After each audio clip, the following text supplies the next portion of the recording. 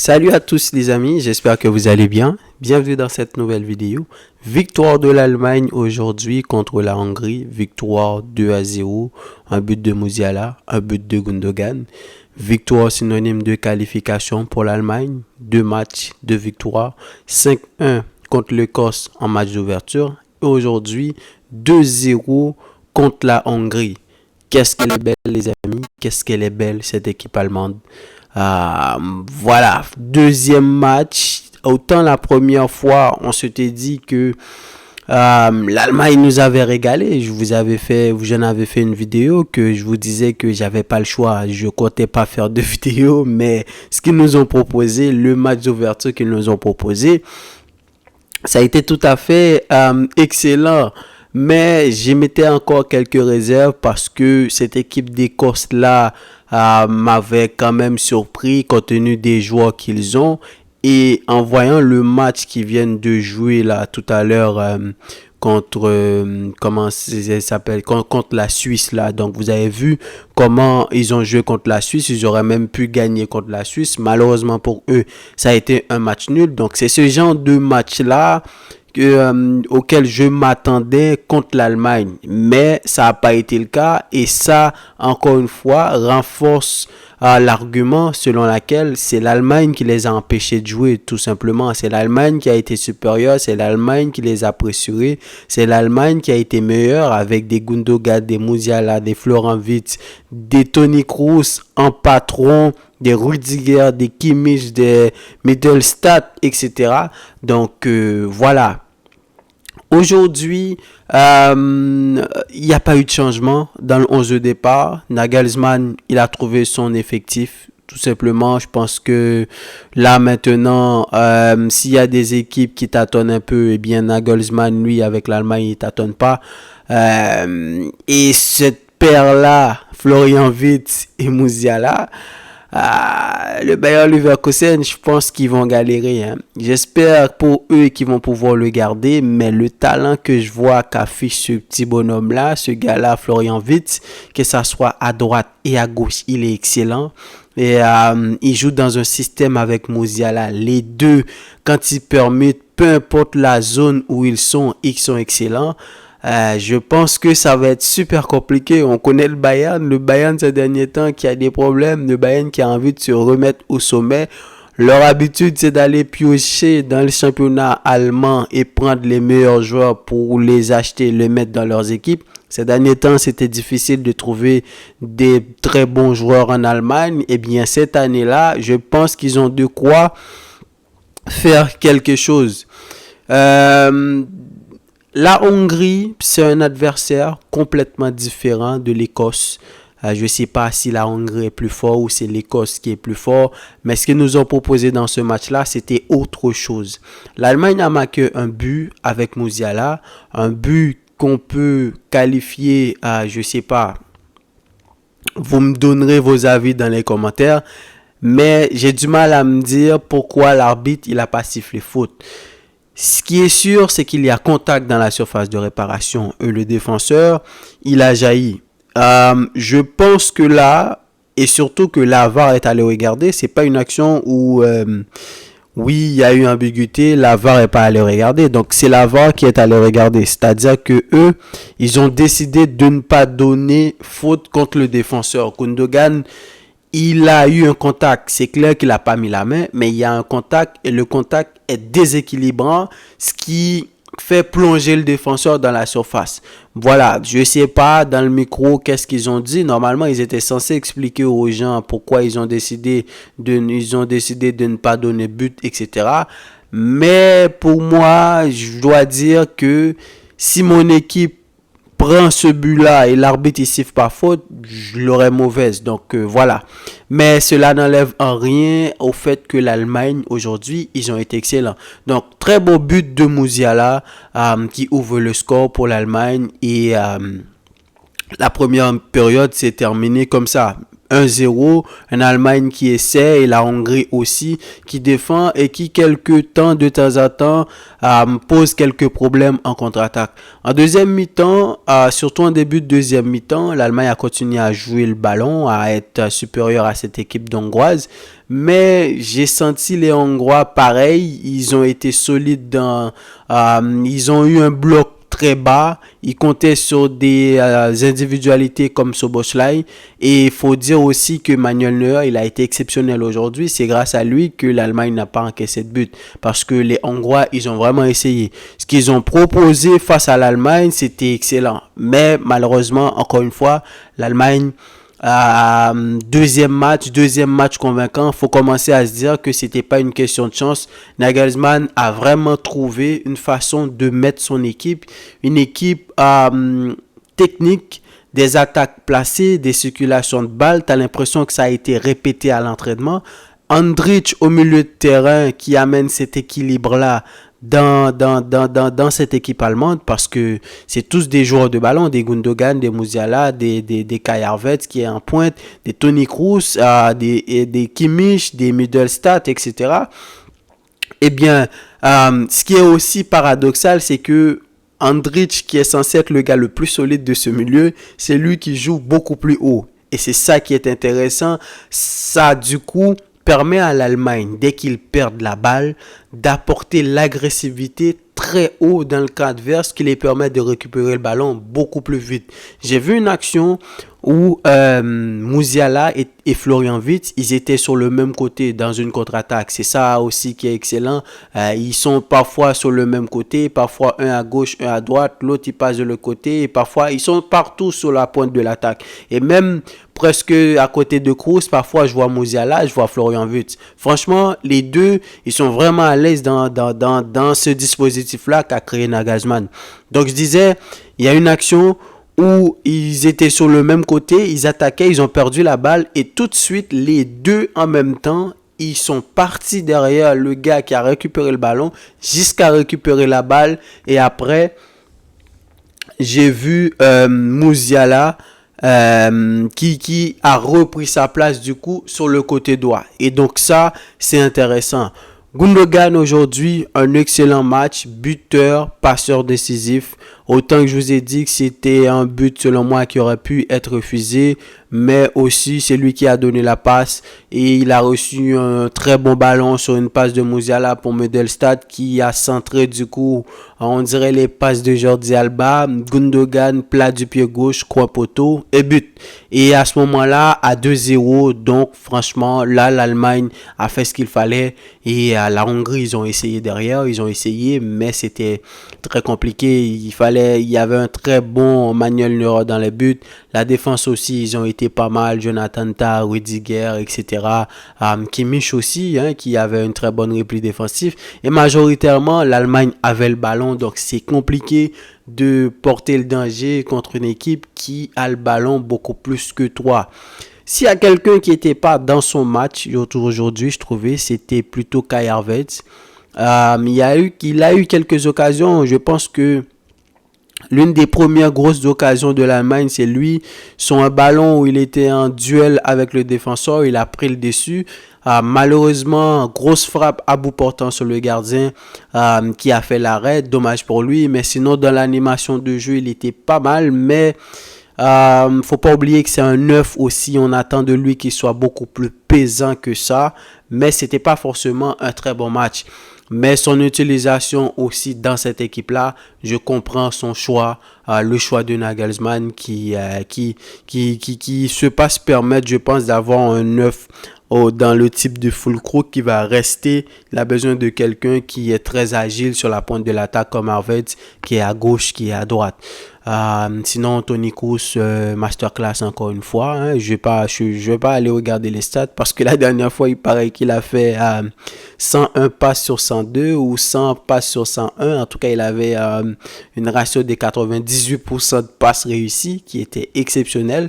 Et moi, ce qui est intéressant encore une fois, c'est que t'as l'impression que grâce à lui, les gars comme Rudiger et Jonathan Tah, je le connais pas trop, mais D'après ce que j'ai entendu, cette équipe de Leverkusen, donc c'est une équipe qui joue très bien balle au pied. Donc je peux me dire il s'est habitué cette saison à tout le temps avoir le ballon. Mais le fait d'avoir Toni Kroos à côté d'eux, à aucun moment tu as senti les gars en difficulté, que ce soit ils récupèrent un ballon sur un contre-attaque, ils prennent le temps, ils font des 1-2, ils donnent à Toni Kroos il regarde pas, il fait la passe à gauche, à droite, t'as Musiala qui vient, t'as Wirtz qui vient, t'as Gundogan, t'as même Andrich là, lui il est très bon balle au pied, hein.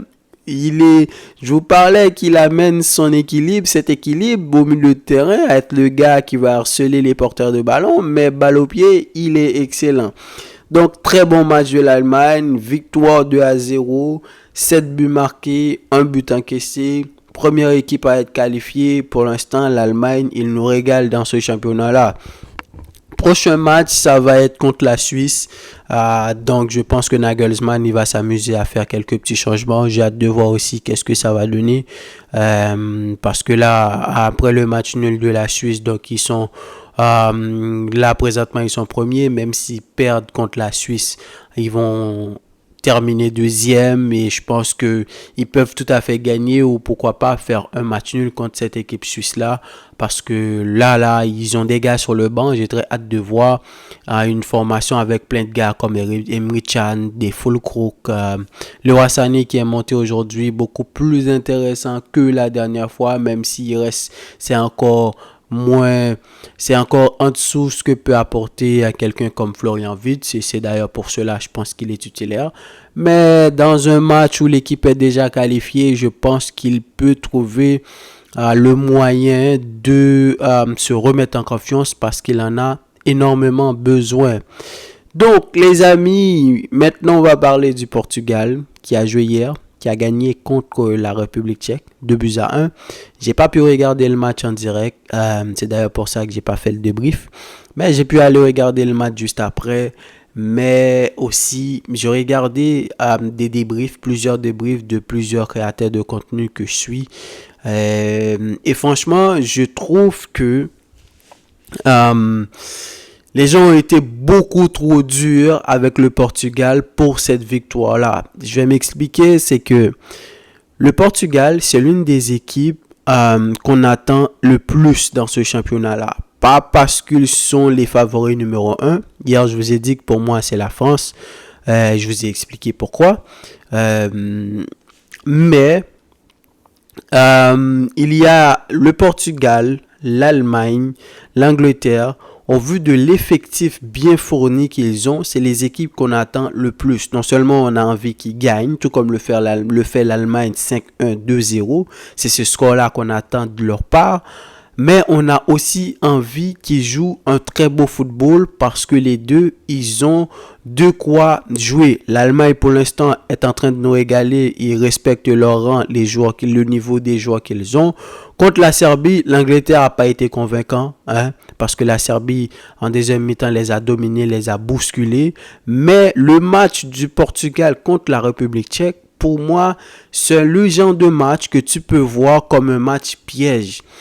La République tchèque est venue dans un système où on dirait qu'ils n'avaient pas d'attaquants. À aucun moment, ils ont essayé d'attaquer le Portugal. Oui, ils ont réussi à marquer un but sur une contre-attaque, faut le dire aussi.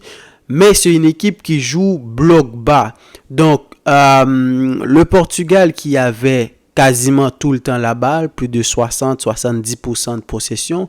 Pour ceux qui regardent les matchs de la Liga, le Barça a l'habitude de jouer contre ce genre d'équipe-là. Je sais pas, contre une Mallorca ou contre Getafe qui sont là à donner des coups. Rayo Vallecano, des équipes qui jouent bloc bas. Et franchement, plus le match passe, plus cette équipe-là commence à rentrer dans ta tête, il te frustre. Parce que tu es là à construire des occasions, tu es là à construire des actions. Et à chaque fois ils récupèrent, ils essaient même pas de jouer. Parce que là, s'ils essayent au moins de sortir avec le ballon, faire des petites séquences, tout ça, tu as au moins la chance de les surprendre, de récupérer un ballon. Et du coup, tu vas arriver à trouver le dos de la défense, faire des passes. Mais dans ce match-là, c'était compliqué. Le coach, il y a énormément de critiques à son encontre. Il paraît que c'est lui qui a entraîné la très belle génération belge, hein, des Eden Hazard, des De Bruyne, Lukaku, etc., Thomas Meunier ou tous ces joueurs-là. Mais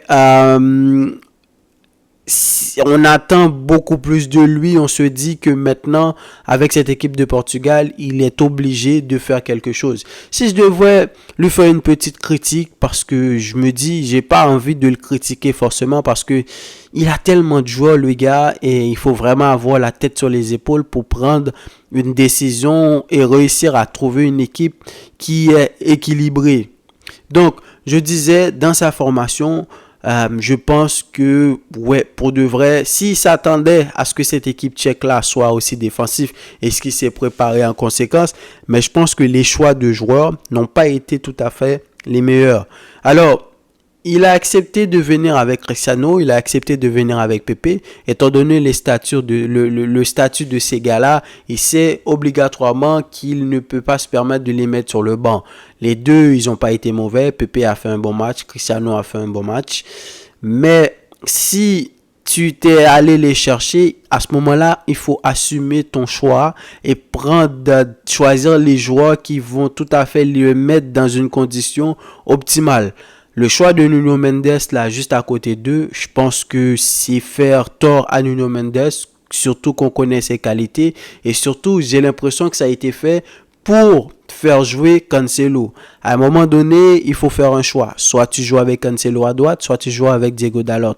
Moi, j'aurais priorisé le choix de Diego Dalot parce qu'il est plus sûr, il est excellent. Cancelo t'amène cet apport offensif-là, mais Dalot, c'est la sécurité. Donc, l'histoire à mettre Cancelo dans un rôle de milieu gauche devant Nuno Mendes et surtout ce qui n'a pas arrangé, c'est que Rafael Leao, encore une fois, était titulaire. Pourquoi pas Diego Dalot? C'est pas parce qu'il a fait un mauvais match. Il n'a pas été très bon, le Rafael Leao. Mais sauf que c'est un ailier. Donc, même si tu le mets en attaque à deux avec Cristiano, il va tout le temps dézoner. Et sur ce côté-là, tu as trouvé Cancelo, Leao et Nuno Mendes qui montent de temps en temps. Tu as l'impression que les trois, ils se marchaient dessus.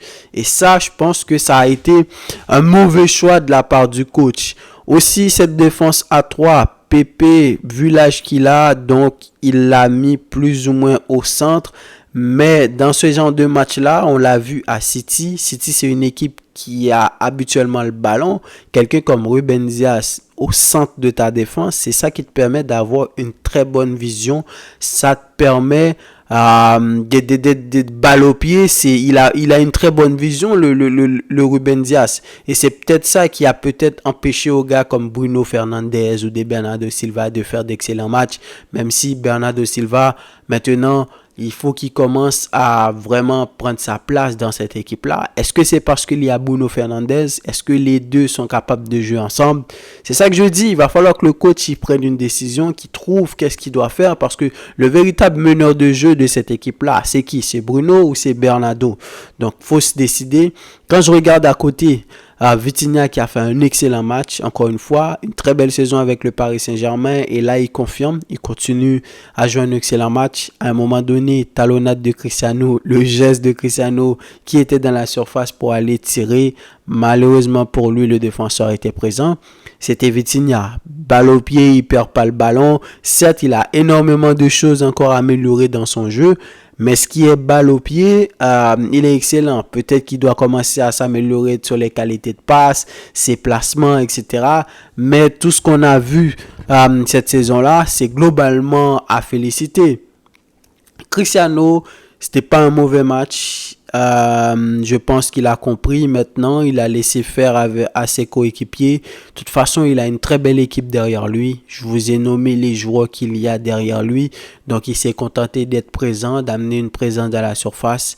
Il a fait une tête sur la barre sur le but de Diego Jota, je pense. Malheureusement, c'était hors jeu. Il a tiré au moins 1 à 2 fois sur le gardien. Il y en a un, je pense que c'était au jeu, le tir du pied gauche là, mais ils sont pas revenus là-dessus parce que la balle n'est pas allée au fond. Le gardien tchèque aussi qui a pas fait un mauvais match, il a retiré énormément de ballons. Pepe, je vous le disais, il est pas mal. Peut-être qu'il faut mettre dans un système en 4 derrière. Pourquoi pas Diego Dalot à droite ou Cancelo comme il veut, Nuno Mendes à gauche. Et quand tout le monde va monter, les Ruben Dias, Pepe va plutôt rester avec l'expérience, la maturité qu'il a. Il peut t'amener énormément dans cette équipe-là. Donc voilà ce que je pense de ce match de Portugal. Certes, ils n'ont pas été convaincants, mais je vois aussi le contexte du match, l'équipe, ce qu'a proposé cette équipe tchèque. C'est vrai qu'on attend beaucoup de la part du Portugal, on attend beaucoup du coach aussi. Il faut qu'il se réajuste. J'ai très hâte de voir qu'est-ce qu'il va faire au prochain match. Prochain match, je pense, il faudrait que je regarde ça tout de suite. Contre qui ils vont jouer. Prochain match, c'est contre la Turquie. On a vu un match de la Turquie contre... comment elle s'appelle cette équipe-là? Le match de la Turquie... bon, tout le monde en parlait, hein. C'est l'un des meilleurs matchs de la compétition, pourquoi pas dire le meilleur match, et je l'ai vu. Donc, le match de la Turquie contre la Géorgie, voilà. La Géorgie qui n'a pas été chanceux dans ce match-là, ils auraient pu égaliser. C'est un match qui aurait pu terminer de 2, 3. Ils auraient pu avoir énormément de buts dans ce match-là. Donc, pour le prochain match du Portugal, ça va être contre la Turquie. Une équipe joueuse, des Calhanoglu, des Arda Güler, etc. Donc, j'ai très hâte de voir la formation que le coach va mettre en place. Et à ce moment-là, je pense qu'on pourra commencer à le juger sur ses choix. Mais franchement, à part ces choix qu'il a fait, qui n'ont peut-être pas été très bons selon moi, mais sinon, c'est le genre de match piège. Et arriver à égaliser, arriver à marquer un but à la dernière minute, c'est quand même pas à prendre à la légère et je pense que ça va booster cette équipe-là. Donnez-moi vos avis dans les commentaires, les amis. Dites-moi qu'est-ce que vous en pensez. Est-ce que vous, jusqu'à présent, vous vous régalez? Pour moi, c'est le cas. J'ai vu énormément de belles matchs pour l'instant. Et demain, on ne sera pas épargné. Il y aura l'Angleterre, il y aura France. Je dis France. Il y aura Espagne contre l'Italie. Le match tant attendu demain dans cet Euro-là. Et surtout, la Copa América, ça commence demain. Argentine-Canada. Bien évidemment, je ferai un débrief pour ces matchs-là. Je pense que je pourrais pas faire un débrief pour les deux matchs. Je pourrais pas faire une vidéo pour les deux matchs. Je pense que il va falloir que je fasse un débrief pour l'Espagne et l'Italie. Un débrief pour l'Argentine contre le Canada. Donc, dites-moi qu'est-ce que vous en pensez. Et je vous dis à demain pour une nouvelle vidéo. Salut!